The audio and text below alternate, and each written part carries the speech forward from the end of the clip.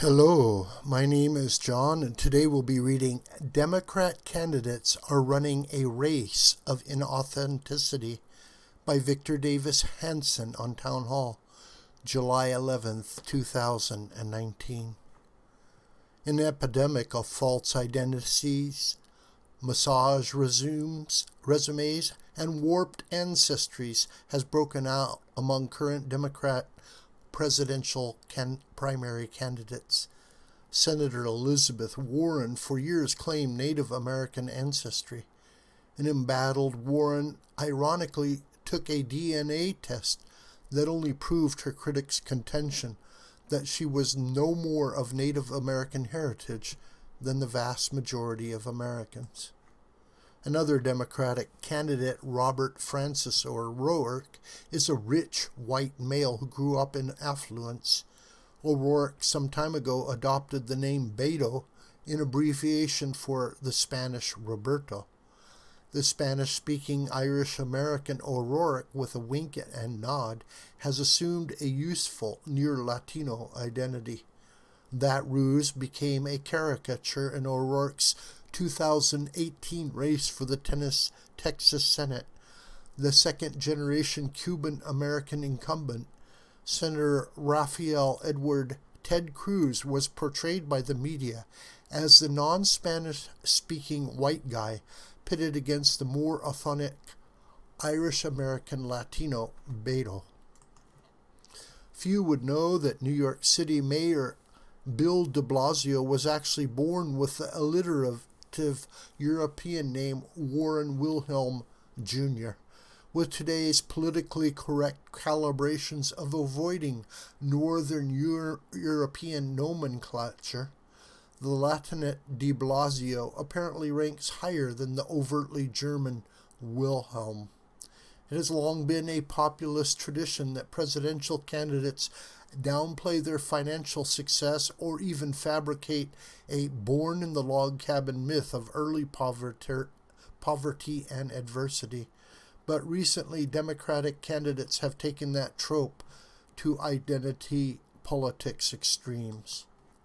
Former San Antonio Mayor Julian Castro emphasizes his common man Latino roots, but Castro never spoke fluent Spanish. Castro's parents were solidly middle class, and he took Latin and Japanese in school.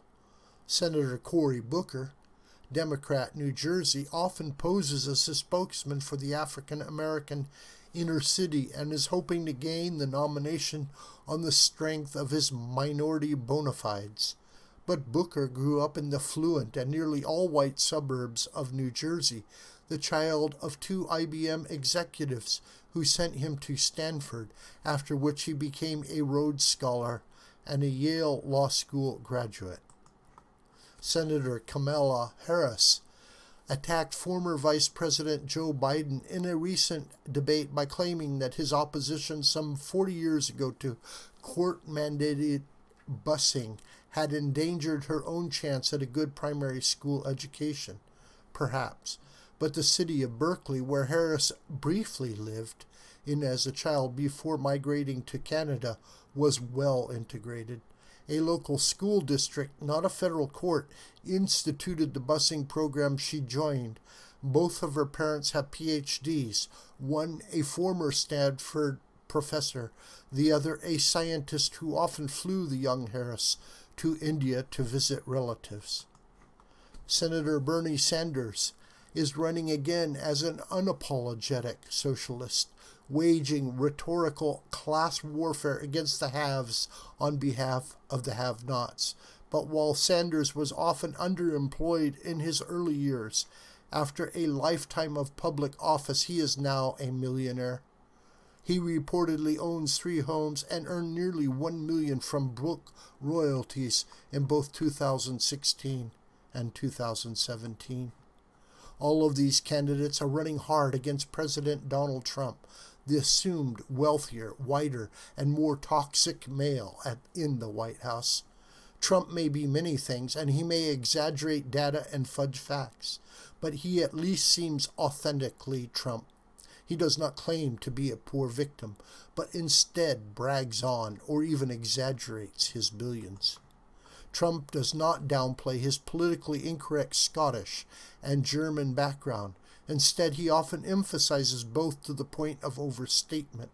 He always appears with his customary comb-over hair, orange tan, long tie and suit, and he speaks in the same Queen's accent whether he is talking to Alabama farmers, West Virginia miners, or Michigan auto workers.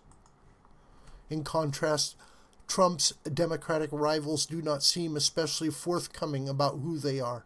When convenient, they play down their advanced degrees, the success of their parents, their own advantaged upbringings, successful assimilation, and stereotypically bourgeois lies. And based on their attacks on frontrunner Biden, they seem to want to distance themselves from anyone upper middle class, white, male, heterosexual, Christian, or old.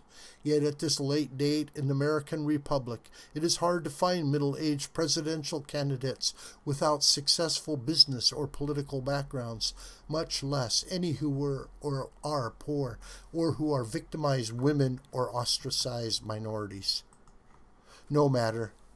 The mantra of the new progressive movement is that racism, misogyny, and class oppression are everywhere, and that no one is better acquainted with such endemic hatred than upscaled Democratic candidates who have supposedly lived through such ordeals. No wonder such fantasies so often result in farce. This video is a production of the School of the White Crane. Hi, my name is John Brooker. Please subscribe to this YouTube channel. Please share this video with family and friends and on social media. May God richly bless you, my beloved.